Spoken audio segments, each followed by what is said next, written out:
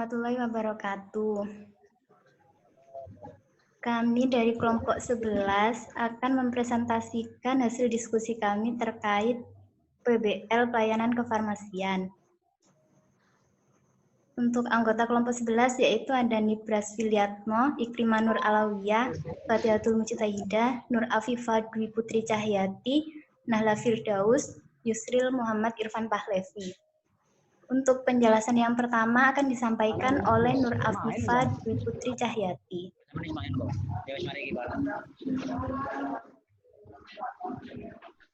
Yang pertama yakni terdapat resep dari klinik Maliki di Jalan Gajayana 50 Malang dari Dr. Hari, tertulis resep pada tanggal 8 bulan 10 2020. Untuk resepnya yakni ada Amoxan 500 mg sejumlah 15, tertanda S3DD1, kemudian ada Voltaren 50 mg dengan jumlah 10, tertanda SPRN. Kemudian yang ketiga ada Indus F dengan jumlah 10, tertandanya S1DD1 untuk Bapak Pander dengan usia 48 tahun. Yang pertama yakni screening resep. Untuk yang pertama dari resep tersebut kita dapat mendapatkan informasi bahwa di resep tersebut terdapat identitas dokter, yakni terdapat nama dokter, untuk SIP dokter tidak ada, untuk alamat dokter ada, nomor telepon ada, tempat dan tanggal penulisan resep ada. Kemudian untuk tanda resep di awal penulisan resep R ada, nama obatnya ada, kekuatan obat ada, jumlah obat ada.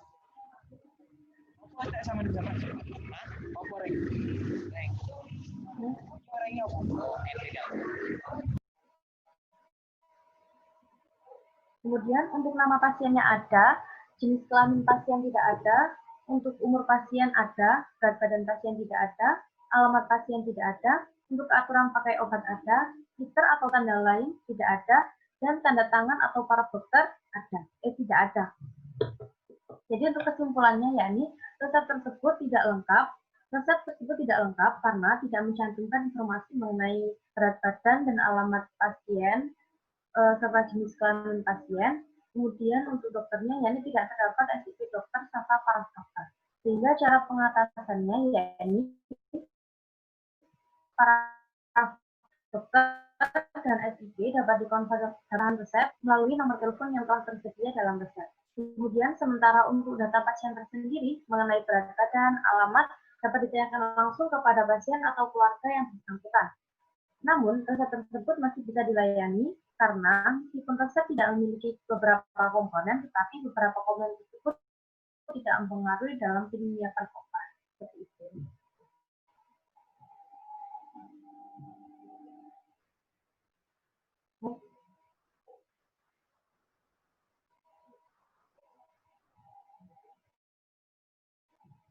Untuk selanjutnya akan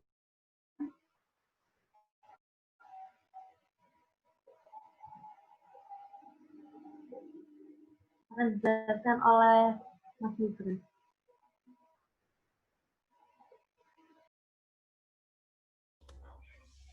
Aku ya.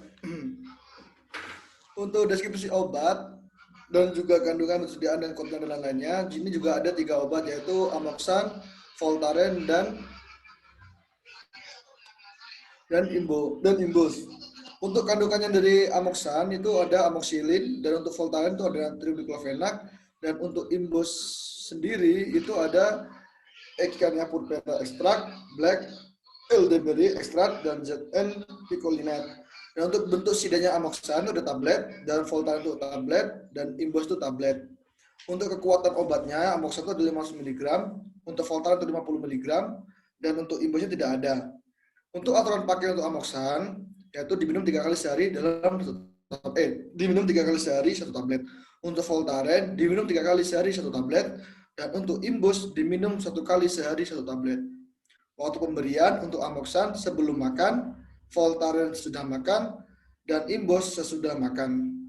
Untuk indikasi dari Amoxan yaitu mengobati infeksi yang disebabkan oleh bakteri atau gram positif dan negatif yang peka terhadap amoxicillin. Untuk Voltaren sendiri digunakan dalam terapi akut dan kronik untuk rheumatoid arthritis dan osteoartritis dan spondilitis ankylosa. Penata laksanaan nyeri dan dismenor primer, tetapi jangka pendek untuk serangan migrain akut, nyeri pasca operasi, dan inflamasi sudah operasi gigi dan ortopedi. Untuk yang indikasi imbos yaitu imunomodulator, yaitu peningkatan daya tahan tubuh. Untuk kontraindikasi dari amoksan yaitu hipersensitif terhadap antibiotik golongan beta-lactam seperti penisilin, cefalosporin, dan bayi yang dilahirkan oleh ibu yang diketahui alergi terhadap penisilin. Untuk kontraindikasi Voltaren yaitu penderita hipersensitivitas, gangguan fungsi hati dan ginjal, lansia, dan lain-lainnya. Untuk yang kontraindikasi imbos yaitu tidak boleh digunakan oleh penderita sklerosis multiple, penyakit kolagen, leukosis, tuberkulosis, AIDS, dan penyakit autoimun.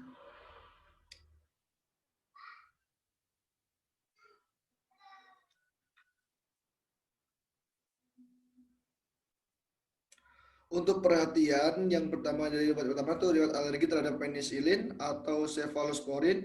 Hindari pemberian obat ini jika diduga ada mononukleosis infeksiosa, pasien dengan gangguan ginjal, lakukan pemantauan fungsi ginjal, hati, dan hematopoietik secara berkala. Jika terjadi reaksi alergi, konsultasikan terlebih dahulu ke dokter jika wanita hamil dan menyusui akan mengonsumsi obat ini. Yang kedua, pada pasien gangguan gastrointestinal, riwayat tungkat lambung, kolitis atau penyakit Crohn, gangguan fungsi hati, gangguan ginjal, pendarahan lambung, gangguan ulserasi atau perforasi, gangguan fungsi jantung, hipertensi pada lanjut usia, pasien yang mendapat terapi diuretik atau dengan diplesi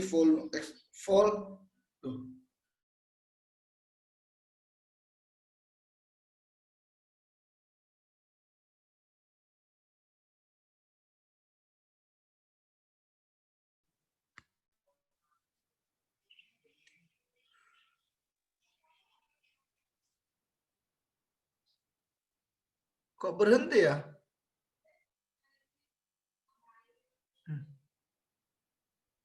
Bentar. Untuk yang imbos, hentikan pemakaian jika terjadi reaksi alergi, tidak dianjurkan digunakan lebih dari 8 minggu. Hindari penggunaan pada wanita hamil dan menyusui. Konsultasikan dengan dokter jika digunakan bersama obat lain. Untuk efek samping sendiri, obat yang pertama, mual, muntah, sakit kepala, muncul ruam pada kulit, dan diare.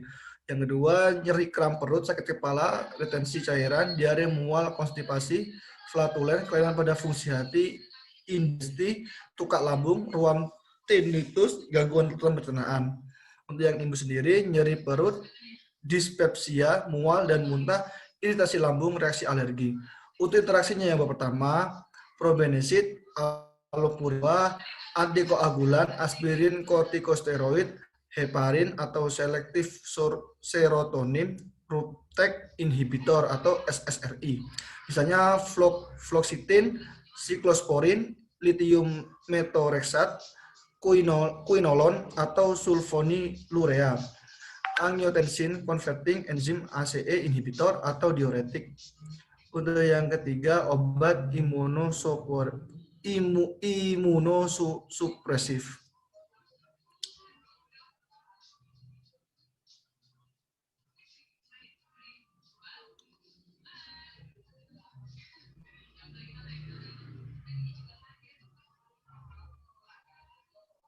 Next.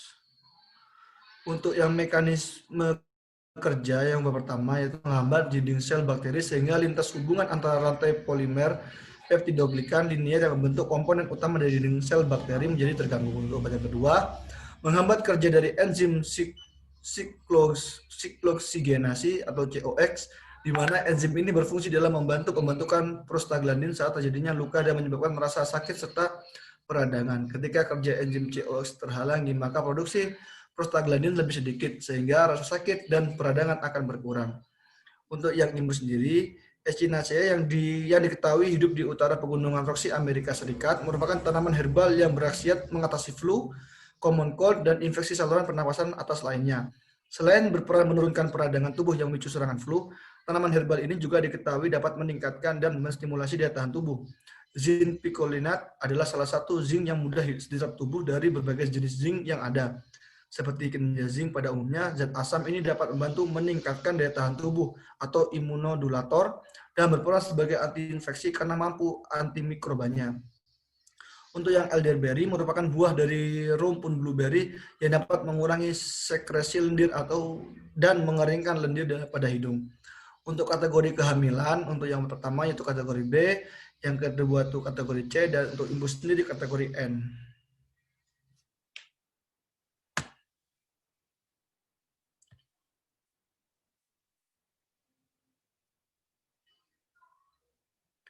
Untuk yang patofisiologi akan dibacakan oleh anggota berikutnya.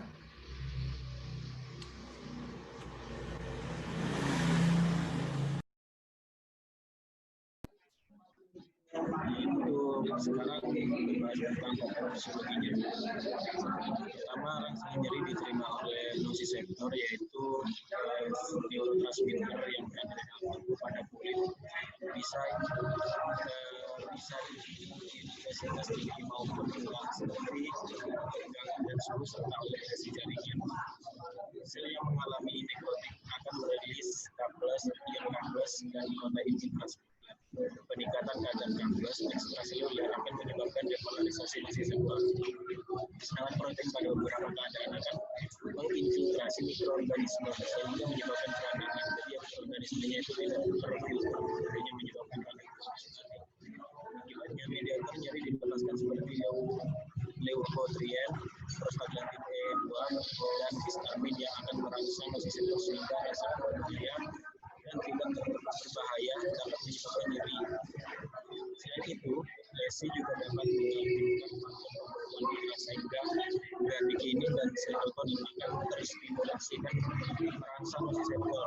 Jika terjadi oklusi pembuluh darah, maka akan terjadi iskemia yang akan menyebabkan akumulasi K+ ekstraseluler dan H+ yang selanjutnya mengaktifkan nociceptor.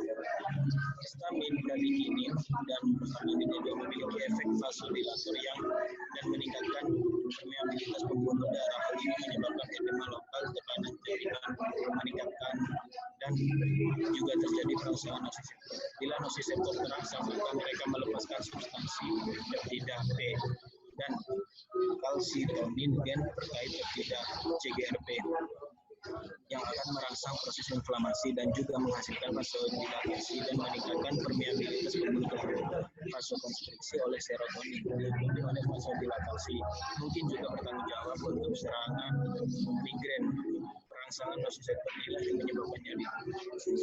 Lebih simpelnya, ketika di kulit kita terjadi trauma ataupun luka, itu darah putih akan segera keluar, terstimulasi dan menyebabkan nociceptor tadi melepaskan substansi P tadi, yang mana ketika melepaskan substansi P tadi akan menimbulkan inflamasi.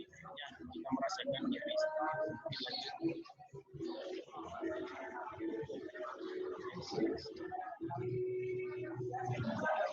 Kemudian etiologi penyebab nyeri.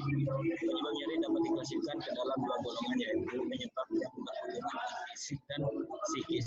Secara fisik, misalnya penyebab nyeri adalah trauma, baik trauma mekanik, termis ataupun luka lesi tadi. Kemudian secara psikis, penyebab nyeri dapat terjadi oleh karena adanya trauma psikologis atau pikiran. Nyeri yang disebabkan oleh faktor psikis ataupun fisik berkaitan dengan terganggunya serabut saraf reseptor nyeri. Serabut saraf reseptor nyeri ini terletak dan tersebar pada lapisan kulit. Di kulit kan banyak sarafnya yang dan pada jaringan-jaringan tertentu yang terletak lebih dalam. Sedangkan nyeri yang disebabkan oleh psikologis merupakan nyeri yang dirasakan bukan karena penyebab klinik, melainkan akibat trauma psikologis dan pengaruhnya terhadap fisik. Oke, next.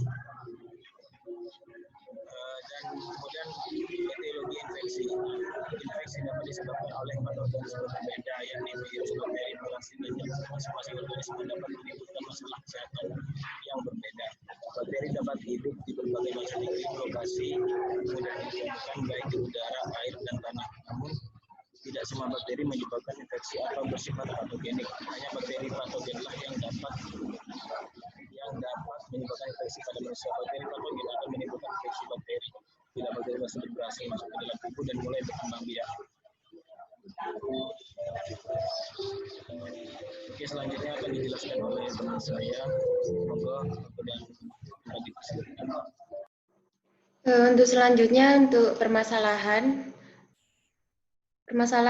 di sini dari kasus yang ketiga ini ada dua permasalahan. Untuk yang pertama, resep tidak lengkap karena tidak mencantumkan informasi terkait surat izin praktek dokter, berat badan pasien, alamat pasien, dan tanda tangan atau paraf dokter.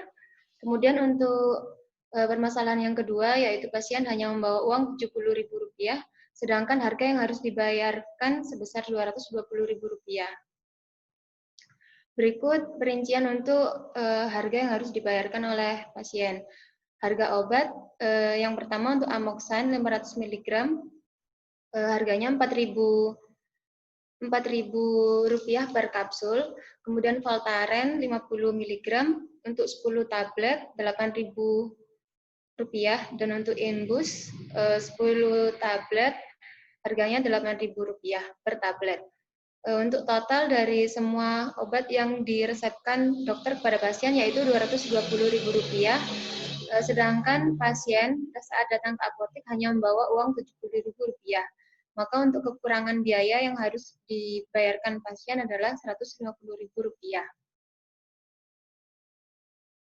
Untuk selanjutnya akan dijelaskan oleh teman saya. Untuk yang selanjutnya yaitu penyelesaian dari masalah kasus ini.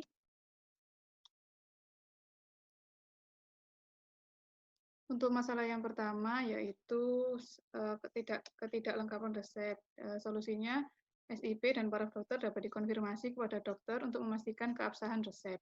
Sementara data pasien seperti berat badan dan alamat dapat ditanyakan langsung kepada pasien atau keluarga pasien. Sementara untuk yang kasus atau permasalahan yang kedua, akibat uang pasiennya tidak cukup, maka solusi dari masalah itu yang pertama untuk obat Amoxan diberikan hanya 10 tablet. Untuk penggunaan 3 hari, masing-masing harganya Rp4.000 sehingga totalnya Rp40.000. Untuk 5 tablet sisanya diberikan kopi resep. Untuk obat yang kedua, sebenarnya di resep adalah Voltaren, tapi karena berisi natrium diklofenak, isinya sama, maka diberikan obat generik yang lebih murah. Hanya Rp3.250 untuk 5 tabletnya. 5 tablet sisanya diberikan kopi resep.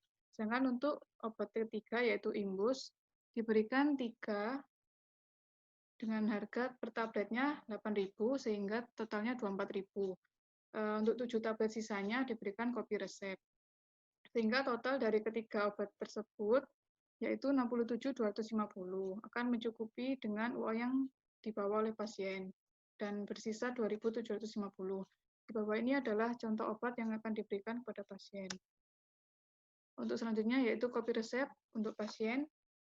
Ada 3 obat untuk Amoxan karena jumlah resep aslinya 15 tapi hanya diberikan 10, maka sisanya ada 5. Untuk yang Voltaren diberikan 5 sehingga diberikan 5 saja, padahal yang resep adalah 10, maka sisanya 5.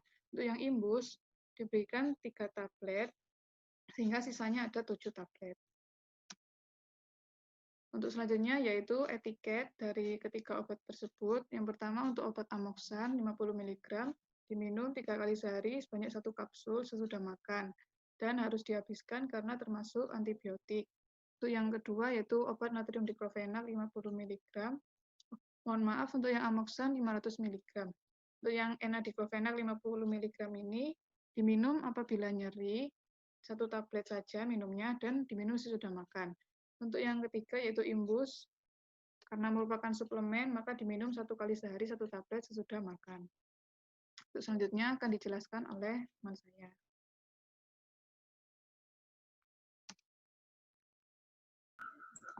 Selanjutnya KIE.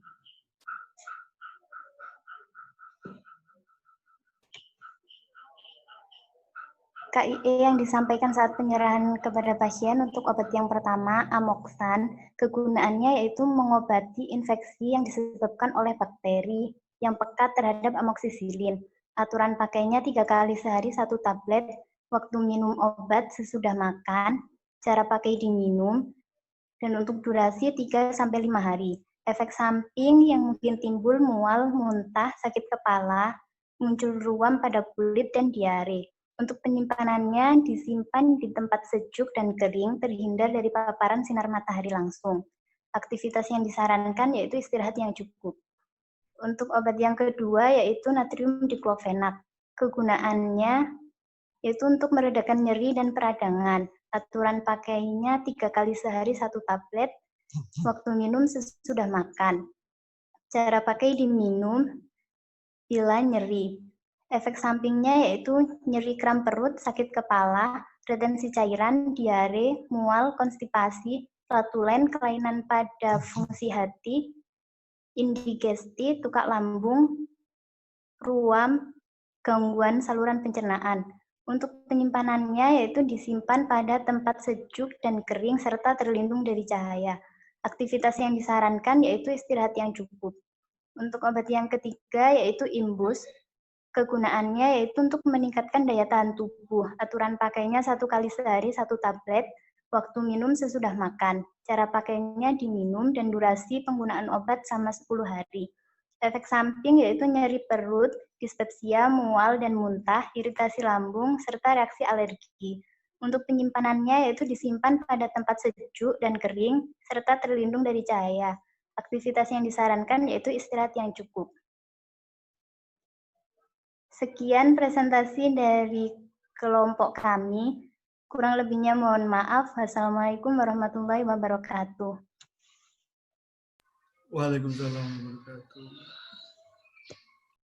Waalaikumsalam warahmatullahi wabarakatuh.